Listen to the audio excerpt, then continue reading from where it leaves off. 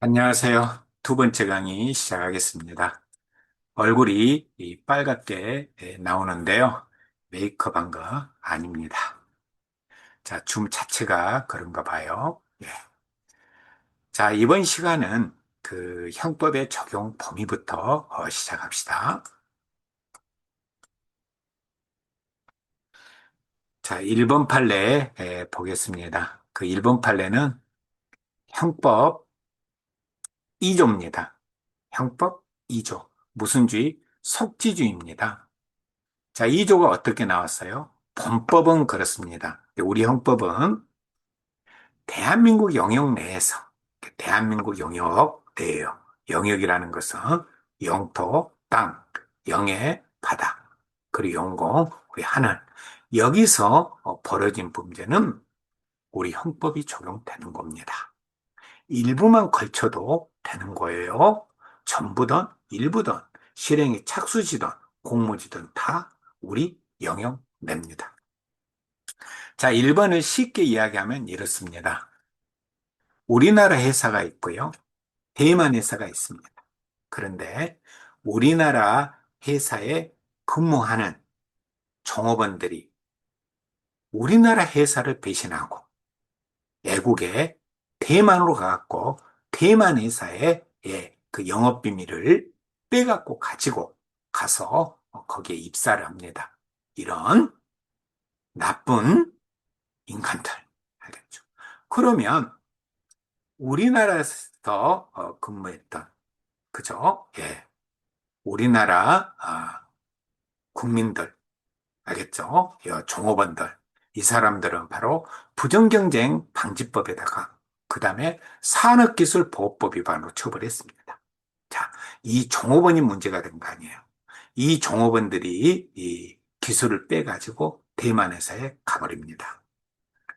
그러면 일단 우리나라에서 쟤를 빼가지고 가서 대만에서 사용했을 거 아닙니까? 그쵸? 예. 그래서 대한민국 영역 밖에서 사용한 겁니다.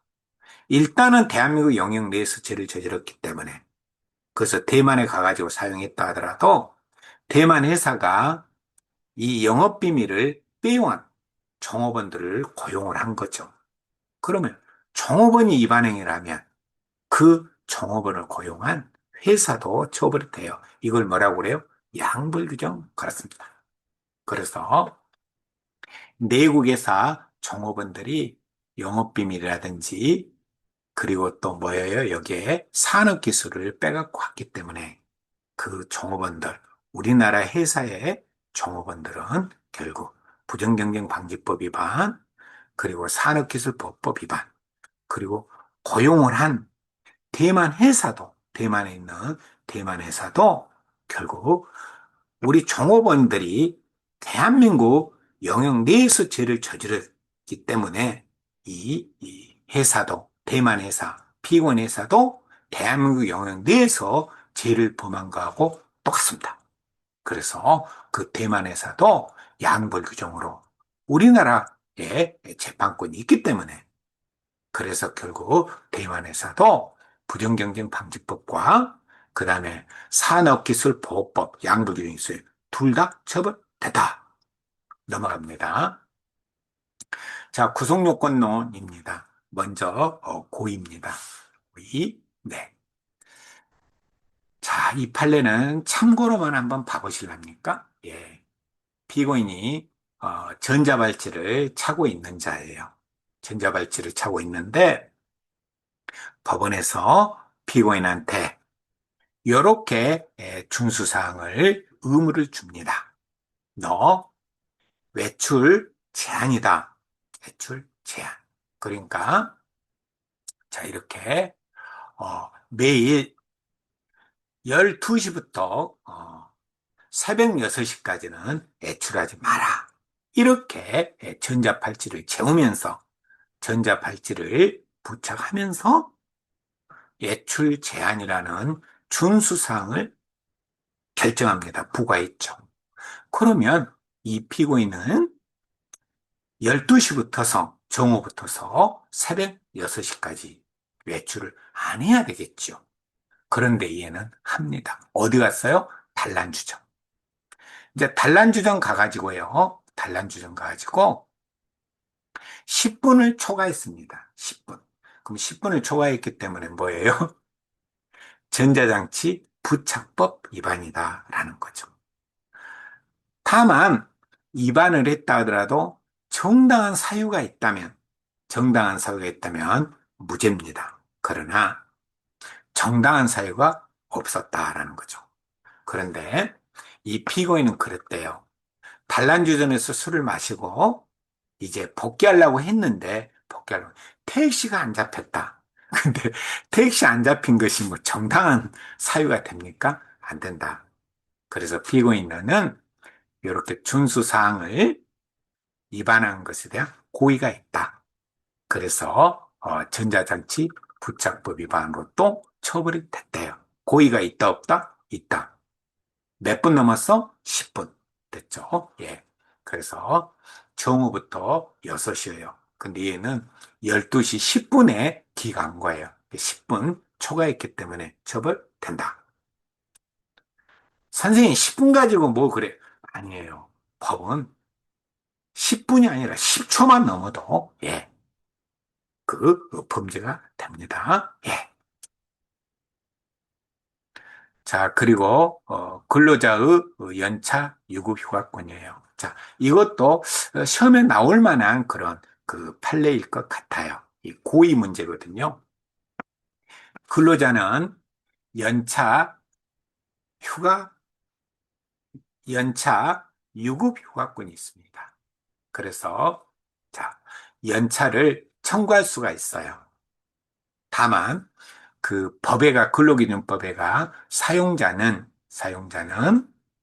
휴가를 청구한 시기에 주어야 된다. 청구한 시기에 그렇습니다.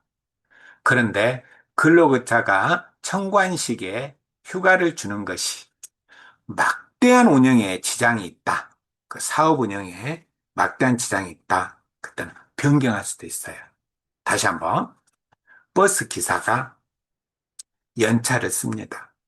그 청구를 하죠. 연차 몇일 날 쓰겠습니다. 이렇게. 그러면 일단 사장은 보장을 해줘야 돼요. 법에 있으니까, 근로기준법에. 그런데 사장이라 하더라도 그 휴가 주는 것이 사업 운영에 막대한 지장이 있다. 그때는 변경하시오. 이렇게 할 수 있다는 거죠. 그런데 여기 보겠습니다. 자, 피고인은 시내버스 기사입니다. 기사인데 단체 협약으로 정해져 있어요. 어떻게 단체 협약으로 정해져 있느냐? 버스 경우에는 지정 노선으로 가기 때문에 갑자기 이 사람이 휴가를 써버리면 다른 기사를 대체하기가 어렵습니다. 노선으로 다니는 버스 기사들 간에 탁탁 정해져 있고. 그런데 이 버스 기사가 잘못한 거예요. 원래는 노사 양측에서 단체 협약에서 연차 휴가 쓰려면 3일 전에 청구하라고 그랬어요. 3일 전에. 근데 이 버스 기사 뭐야? 청구 기간이 지났는데도 불구하고 갑자기 휴가를 사용한다는 거예요. 3일 전에 분명히 청구해야 되는데 청구 기한을 지나가지고 그러니까 저 내일 휴가 쓸게요. 그러면 대체할 버스 기사 구할 수 있어요? 없잖아요. 그래서 그 기사한테 버스 회사 대표자가 연차 휴가를 발의한 거죠. 다음에 써라. 그래서 근로기준법 위반으로 기소됐는데 답 무죄다라는 거죠. 고의가 없다는 거예요. 왜? 대법원에서 이랬잖아요. 이건 버스 기사가 단체 협약에서 정한 기한을 준수하지 않았다라는 거예요. 그리고 그리고 이 버스 기사의 경우에는 사장도 제치하기가 어렵다. 알겠죠? 그렇기 때문에 시기 변경권, 그러면 다른 날 정해라 라고 한 것은 위법하다고 할 수가 없다. 결국은 고의가 없다. 탑 무죄입니다. 제가 볼 때는 이 기사가 나빠요. 알겠죠? 예. 자, 그리고 이거는 뭐냐? 그러면 자, 이거는 그냥 결론만 암기를 하세요. 70세 남성이 이 휴대폰 대리점에 휴대폰을 하러 갔대요. 그런데 그 사장님이 어르신 돈을 줄 테니 어르신 명의로 유심을 개통해 주세요. 해서 유심을 개통해 준 거예요. 그러니까 예, 전기통신 사업자가 제공한 알겠죠? 이 통신은 다른 사람한테 명의를 갖다가 쓰도록 못해요. 그럼 처벌됩니다. 그런데도 불구하고 돈 몇 푼 받으려고 그래서 이 70세 어르신이 자기 명의를 빌려준 거예요. 빌려줬죠. 그래서 전기통신사업법 위반 행위에 해당하느냐? 해당한다? 이렇게 보시면 돼요. 절대 주시면 안 돼요, 여러분. 그래서 여기 보겠습니다. 전기통신사업법 30조는 누구든지 전기통신사업자가 제공하는 전기통신 역물을 이용하여 이를 타인의 통신용으로 제공해서는 안 됩니다. 그래서 나만 이 휴대전화를 사용해야 되지 내 명의로 해서 다른 사람한테 이렇게 이용하게 해서는 안 된다라는 거죠. 그래서 유심을 개통하게 했는데 그 이동통신 대리점 운영자가 이걸 보이스피싱에 이용했대요. 보이스피싱에 이용했대요. 보이스피싱. 그래서 이 70세의 그 남성은 돈 몇 푼 폴라다다 전과자가 됐다. 그래서 전기통신 사업법 위반죄가 되다. 그래서 유심 개통하게 하면 안 돼요. 그래서 돈 받고 피고인 명의를 빌려줘가지고 유심 개통하면 처벌된다는 거 정리 잘 하세요. 이것도 굉장히 중요한 그런 판례입니다. 그래서 내용은 여러분들이 좀 더 봐주세요. 자, 과실범으로 들어가 보겠습니다. 이 과실범 판례는 뭐냐? 그러면 우리 여러분들 톨게이트 있잖아요. 하이패스 구간이에요.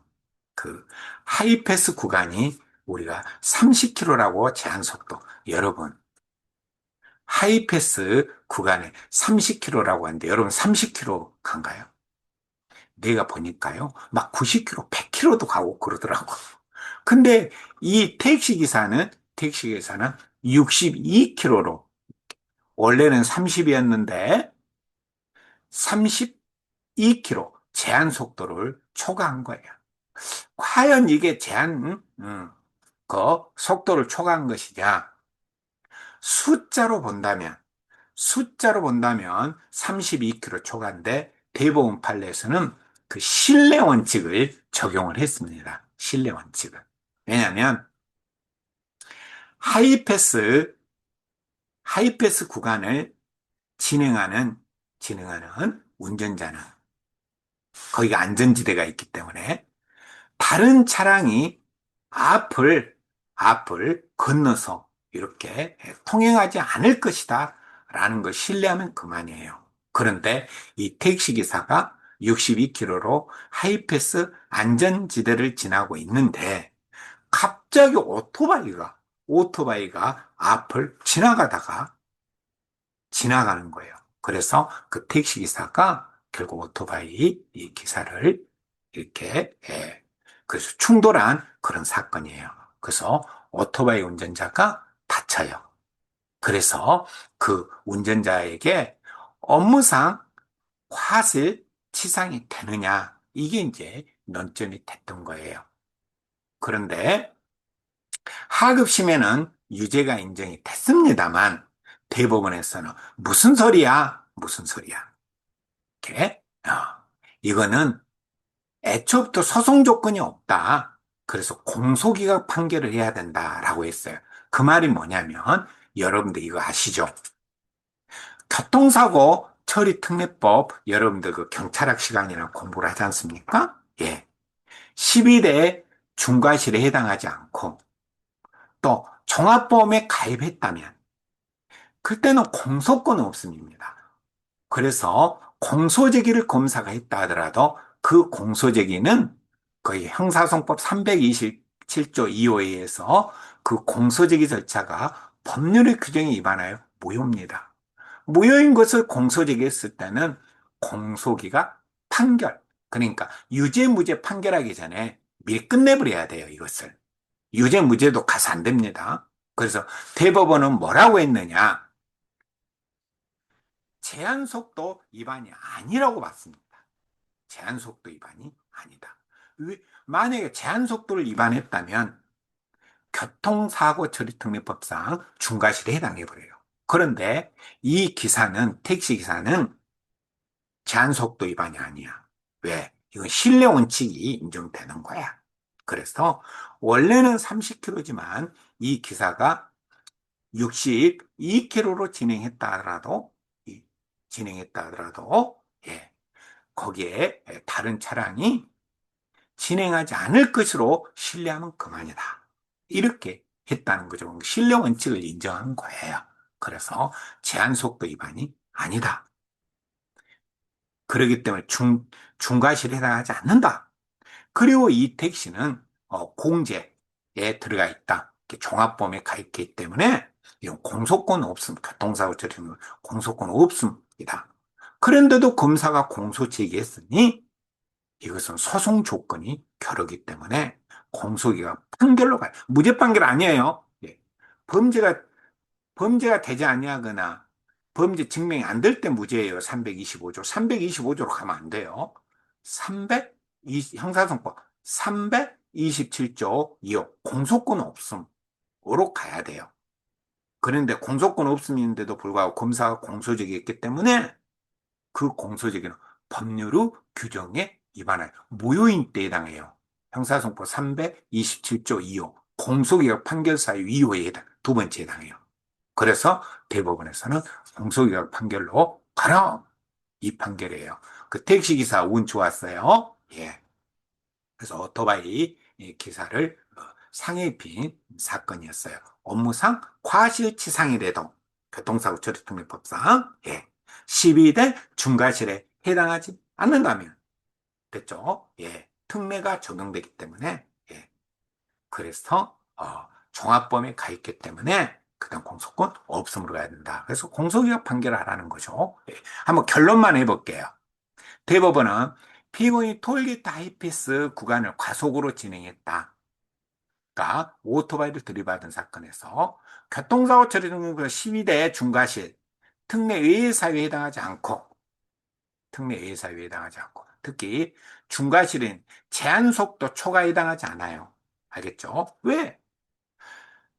그 제한속도 초과했다 하더라도 제한속도 초과가 이 사고 발생의 결정적 원인이다 아니다? 아니었죠. 그러니까 제한속도 초과가 아니란 말이에요. 예. 그리고 종합범도 가입했기 때문에 형사소송법 327조 2호에 의해서 알겠죠? 공소기각 판결을 선고해야 한다. 무죄가 아닙니다. 예. 자, 다음 2번 보겠습니다. 의사 업무상 과실이 증명됐다는 것만 가지고 예, 인과관계 추정되거나 경감되는 거 아니다. 굉장히 중요한 이 말 한번 해볼래요? 예. 의사한테 의사가 업무상 과실치사상죄가 되려면요. 첫 번째, 업무상 과실이 있어야 되고 그것만 갖고는 안 돼요. 반드시 인과관계까지 있어야 된다라는 거죠. 업무상 과실도 있고 인과관계까지도 있어야 되고 이걸 검사가 증명해야 된다. 검사가 증명해야 된다. 따라서 검사가 의사의 업무상 과실을 증명했다 하더라도 인과관계를 증명 못하면 역시 무죄다라는 거죠. 업무상 과실치상죄가 안 돼요. 자, 이거 한번 보겠습니다. 자, 맥페란 주사액 나오면 찍어버려요. 탑, 무죄다. 맥페란 주사액 하면 탑, 무죄다. 왜?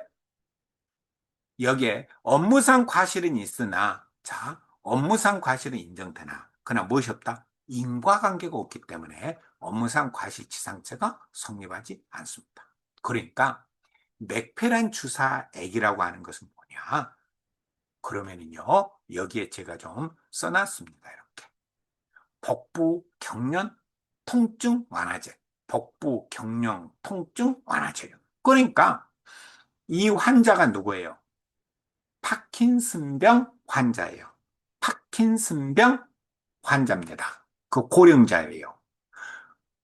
파킨슨병 환자가 그렇지 않아도 이렇게 경련이 되어 있는데 갑자기 이 완화제를 주면은 위험하답니다. 그렇죠? 예. 그래서 파킨슨병 환자한테 예. 그래서 맥페란 주사액을 준 거예요. 그래서 상해를 입힌 사건이다라는 거죠. 그래서 그 의사한테 뭐라고 했느냐? 의사는 업무상 과실은 인정된다. 왜 업무상 과실은 인정되느냐? 그러면 예, 파킨슨병 환자한테는 맥페란 주사액을 신중하게 줬어야 되는데 이를테면 주의 의무를 다하지 않았기 때문에 업무상 과실은 있다. 그러나 그 맥페란 주사액 투여하고 상해 사이에 인과관계가 증명되지 않았다. 답, 무죄. 무죄. 맥페란 나오면 찍어버려요. 과실은 있다. 그러나 인과관계는 없다. 결론은 무죄다. 됐죠. 자, 이 작업치료사 이게 시험에 또 나올 만한 그런 판례입니다. 작업치료 사건이에요. 예. 아까 맥페란 사건, 작업치료 사건 이렇게 암기하라 그랬습니다. 제가 분명히 이야기했습니다. 예. 그리고 내국인 회사하고 내국 회사하고 대만 회사하고 이 관계, 대만 회사 양벌 규정에 의해서 2조 2에서 처벌이 됐어요. 재판권 있다 그랬어요. 요 외워야 됩니다, 이제. 예. 자, 그리고 아까 하이패스 구간 사건 공소기각 판결 때렸어요. 안 되면 외워야 합니다. 시험장에서는요, 한 문제에 3, 40줄 찍으셔야 돼요. 찍으러 가는 것이지 읽으러 가는 거 아니에요. 이해하러 가는 거 아니에요. 예. 아무튼 여러분들 판례는 안 보면 틀리고 맞으면 맞는 겁니다. 예. 암기를 꼭 해주셔야 돼요. 자, 작업치료사 사건 탑 무죄입니다. 탑 무죄예요. 왜? 업무상 과실이 없다는 거예요. 업무상. 그래서 작업치료사가 나온다든지 아니면 하프 토너 치료기. 여러분들 도너스 알죠? 이렇게 해가지고 구멍 떨어진 거. 그래서 여러분들 물리치료사는 전기로 치료해요. 전기로. 전기로. 손으로 치료하는 게 작업치료사 일반적으로 그래. 일반적으로. 예. 그래서 대학도 물리치료학과가 있고 작업치료학과가 있어요. 그래서 물리치료는 전자로 조금 더 수월하겠죠? 그러나 작치는 손으로, 예, 그렇습니다. 예. 그래서 이 작치사가 이 6살짜리 여요, 여자 아동이에요. 예. 그 애를 갖다가 치료하는 과정이에요. 그런데 갑자기 말이죠. 하프토너 치료기구로 치료받던 애가 갑자기 이 작치사를 밀어버리고 넘어져 버린 거죠. 그래서 결국 작치사가 이겨낼 수가 없었다라는 거죠. 왜? 그동안은 치료를 잘 했잖아요. 이런 일이 없었잖아요.